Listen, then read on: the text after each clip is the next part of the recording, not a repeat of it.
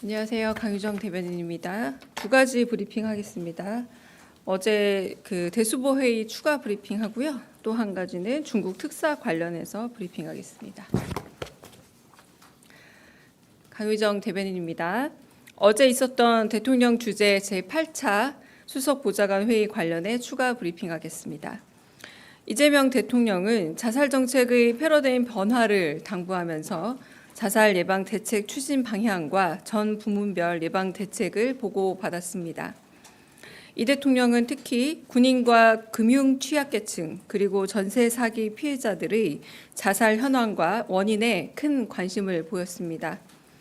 군 자살 사고의 경우는 간부들의 자살 건수가 병사들보다 2배가량 높다는 데 주목하면서 군 복무 중 병영 갈등에 대한 처벌 부담이 간부 자살의 원인이란 점에 공감했습니다. 금융 취약계층의 경우는 과도한 부채와 불법 사금융에 따른 상환 부담, 추심 압박 등이 자살의 직간접적 원인이라는 점을 지적하고 금융권의 추심 편의를 돕는 게 역으로 채무자의 권리를 침해하는 것은 아닌지 따져 물었습니다. 이어 은행이 성의 없이 공시송달을 하거나 소멸시효 완성 사실을 제대로 알리지 않아 불법 추심으로 빚이 대물림돼 삶의 의지가 꺾이면 안 된다라고 강조하면서 관련 법과 세칙 개정을 검토하라고 지시했습니다. 전세 사기 피해자들의 자살을 살펴보면서는 전세자금 대출 제도의 허점은 없는지 정책의 작용과 부작용을 모두 고려해 심도 깊은 금융 정책을 짜야 한다 강조했습니다. 청소년의 경우는 상담 전화 1388의 대기 시간이 18분이나 된다는 점을 보고받고 인력 충원을 통한 즉각적 문제 해결을 지시했습니다. 연예인들은 영향력이 큰 만큼 언론 보도 후 모방 자살이 급증, 보도 준칙의 강제성을 둬 실효성을 높일 것을 주문했습니다. 이 대통령은 특히 참모진이 제안한 채무 합리화를 통한 금융 자살자 구제 방안, 즉 사람을 살리는 금융 정책 시리즈에 관심을 보이면서 불법 추심, 보이스피싱과 전세 사기를 제도적으로 막고 금융 규제를 통해 중대산업재해도 낮출 수 있도록 사람을 살리는 금융 정책 방안을 강구해달라 지시했습니다. 이상입니다. 두 번째 중국 특사 관련해 브리핑하겠습니다. 우리 정부는 국제사회에 민주 대한민국의 복귀를 알리고 새 정부의 국정 철학 및 대외 정책을 설명하기 위해 그간 주요국의 대통령 특사단을 파견해 왔습니다. 이번에는 오는 24일부터 27일까지 이재명 대통령의 특사단이 중국을 방문할 예정입니다. 박병석 전 국회의장이 단장을 맡아 중국 주요 인사들을 면담하고 한중 관계 발전 방향 및 양국 간 우호 정서 증진 방안 등에 대한 이재명 대통령의 메시지를 중국 측에 전달할 계획입니다. 특사단은 한중 전략적 협력 동반자 관계의 성숙한 발전을 지속 추진해 나가고자 하는 우리 정부의 의지를 전달하는 한편 양국 간 경제, 문화, 인적 교류 등 다방면에서의 활발한 교류와 협력 방안 등에 대해 폭넓게 의견을 교환할 예정입니다. 이번을 마지막으로 신정부 출범을 계기로 추진한 주요국에 대한 대통령 특사단 파견은 마무리됩니다. 우리 정부는 이번 포함 총 12개국의 특사를 파견하였으며 대미, 대일 특사단 파견은 이미 공지한 대로 대통령의 방미와 방일이 확정됨에 따라 추진하지 않았습니다. 이상입니다. 혹시 질문 있으실까요?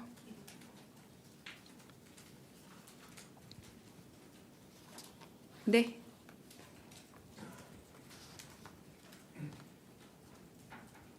네, 저 YTN의 정인용이라고 하는데요. 혹시 이번에 중국 특사단 나갈 경우에 중국 측의 어떤 인사들과 만나는지도 혹시 소개가 가능하면 해주시면 감사하겠습니다. 네, 좀 일정과 함께 말씀을 드리자면 25일 월요일에는 왕이 외교부장 겸 중앙 외판 주임과의 면담 및 오찬이 있습니다.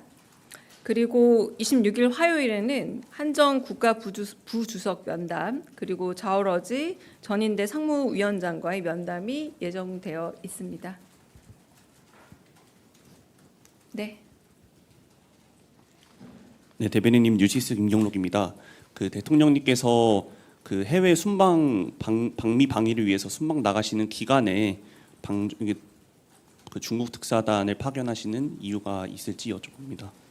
네, 뭐 특별한 이유라기보다 아무래도 이제 한중일, 그 한일중 이 관계에 있어서 아시아에서의 중요성이 있기 때문에 뭐 그런 부분에서 일본을 방문하면서 특사단 파견과 함께 외교의 복귀를 알리는 의미로, 그리고 또 마지막 특사단 아닙니까?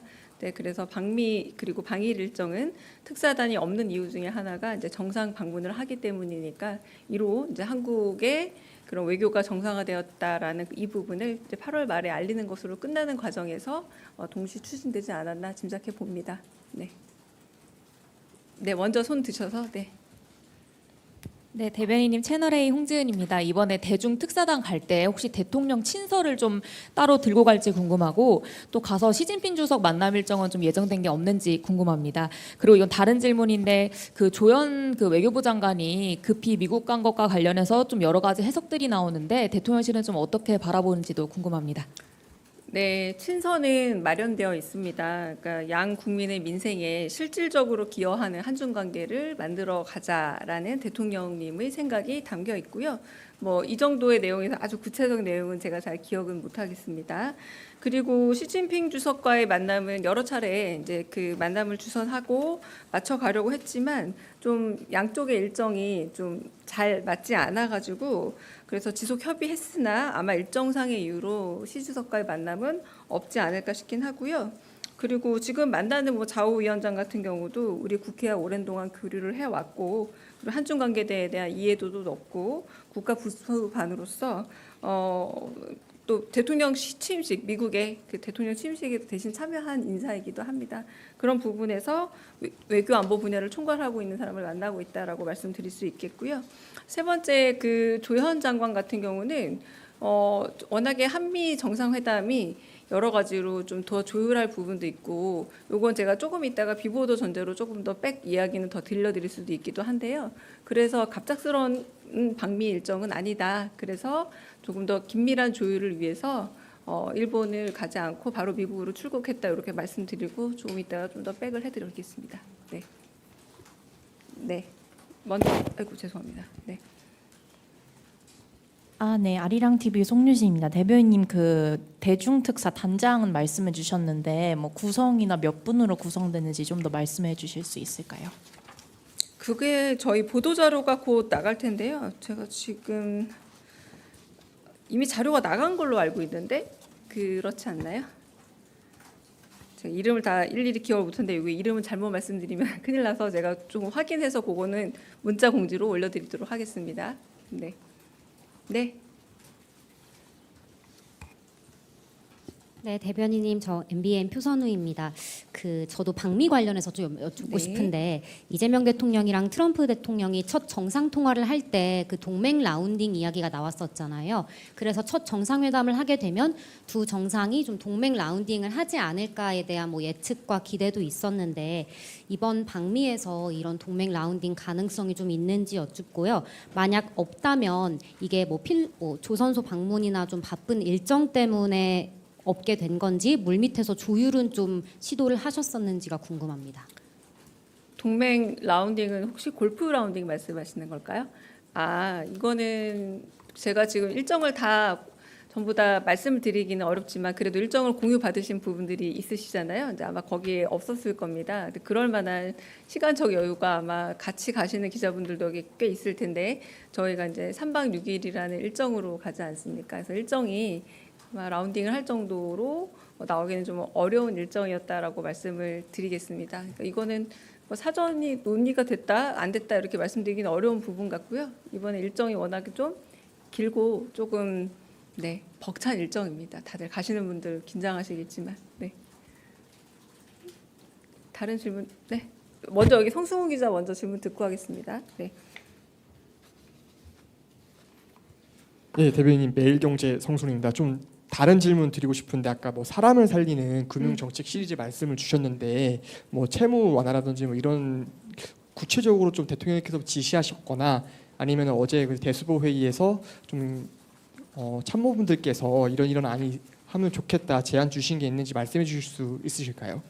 네, 그 부분에 있어서 그 가령 이제 금융 취약계층 자살 문제를 어제 이제 대수보 주제가 그런 안타까운 극단적 선택이 그 주제이기도 해서 다양한 계층별, 연령별 그리고 뭐 이렇게 지역별 그런 극단적 선택에 관한 이렇게 현황과 그리고 대책들을 마련해서 얘기를 했습니다만 특히 이제 금융 취약계층 같은 경우는 과도한 부채나 혹은 불법 사금융으로의 불법 추심으로 넘어가는 부분들 그리고 대를 이어서 그렇게 추심이 되는 과정들 가운데서 어떤 문제가 없느냐라고 했을 때 과거에 이제 저희가 이제 IMF 시절을 겪으면서 조금은 해외 사례에 비해서 우리나라가 조금 금융권이 더 편하게 추심이 이루어지는 부분이 있다. 이를테면 소멸시효가 완성되었음에도 꼭 고지해야 될 의무가 금융권에 없다라거나 이런 부분들은 금융위원회 세칙만 바꿔도 좀 바꿀 수 있다라는 의견들을 제시를 주셨고요.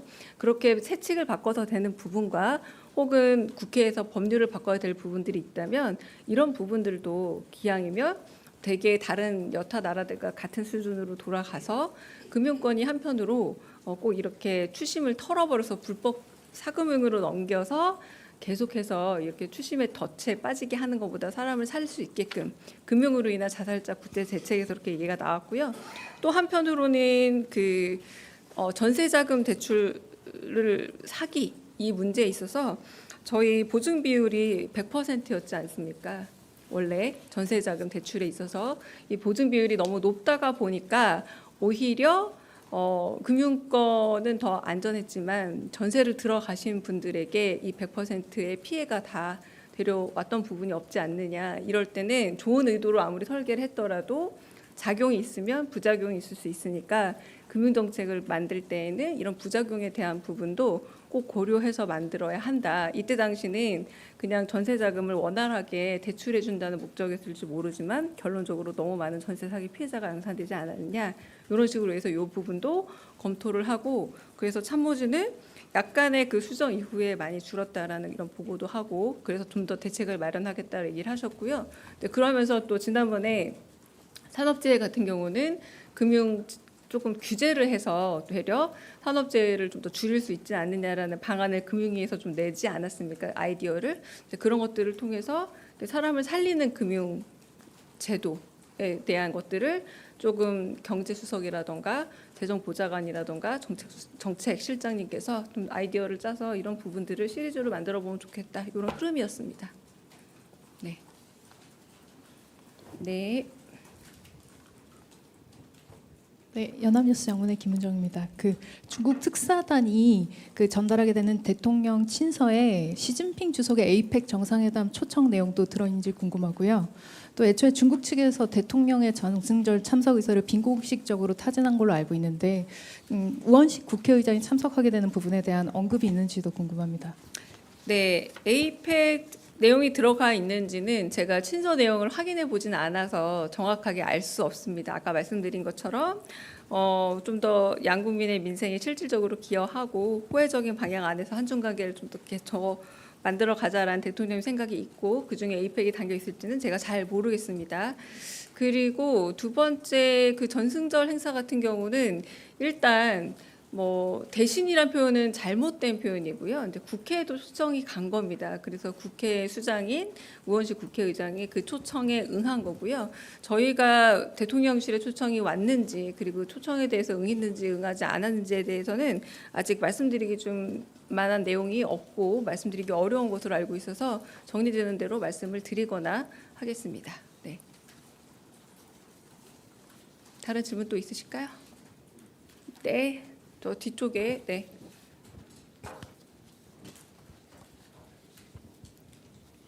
네, 안녕하세요. 저 BBC 이용비입니다. 네, 그 자살 예방 정책에 관해서 여쭤보고 싶은 게 있는데 네. 그 청소년 성소수자 또는 성소수자들 같은 경우에는 그 통계나 실태 조사에 포함되지 않은 경우가 많은데 혹시 정부 차원 정부 자살 예방 계획에서 성소수자도 포함하겠다는 논의나 계획이 있는지 궁금합니다. 네, 저희가 어제 그 자살자에 대한 여러 가지 현황 파악과 대책을 얘기했을 때 연령별 얘기 부분들도 있었지만 청년 그리고 청소년으로 나누어서 학생 청소년 나누어서 이야기가 되긴 했습니다만 약 2페이지 정도짜리의 보고서였습니다. 그러다 보니까 좀 더 아주 면밀하게 여러 가지로 기준을 나눠서 살펴봤다고 보기는 조금 어렵고요. 제가 말씀드린 게 기준이 좀 됩니다. 학생, 청소년하고 그리고 여기서는 이제 24세까지, 그러니까 고등학생까지를 학생이라고 부르고요. 그리고 청년 같은 경우에도 이제 나이를 나누어서 청년 자살률 뭐 이런 문제들로 다뤘기 때문에 그런 어떤 성적 지향성과 관련된 그 구분은 따로 여기 아직 나눠지지 않고 좀 더 세부적인 수석실에 그 문제에 대한 보고 현황이 더 올라와야 우리가 같이 논의할 수 있는 대상이 되지 않을까 싶습니다. 네. 네. 네, 대변인님 JTBC 이승환입니다. 그 경북 청도에서 일어난 철도 사고와 관련해서 이제 좀 인재일 가능성이 높다는 보도들이 잇따르고 있는데요. 혹시 대통령께서 좀 관련 언급이 있으셨는지 또는 메시지를 낼 계획이 있으신지 여쭤봅니다. 네, 이것도 저희가 뭐 늘 안타까워하십니다. 안타까워하시고 단순한 수신호 내지는 이렇게 무전기로도 서로 연락을 했으면 이 일종의 재해 산업재해로서의 죽음이 없었을 텐데라는 안타까움을 표현하셨고요. 그리고 오늘 아침 회의에서도 그 밀폐 공간을 청소하시려다가 황화수소에 중독이 돼서 안타깝게 좀 다치신 분도 있고 좀 그런 상황에 대해서도 이런 부분에 대해서 어떤 획기적인 방법이 없을까 고민하시면서 안타까워하셨습니다. 그러나 이 부분에 대해서 별도의 따로 메시지를 준비하지는 않으셨습니다. 네.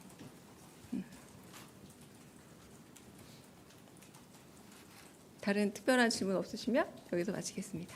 네, 감사합니다.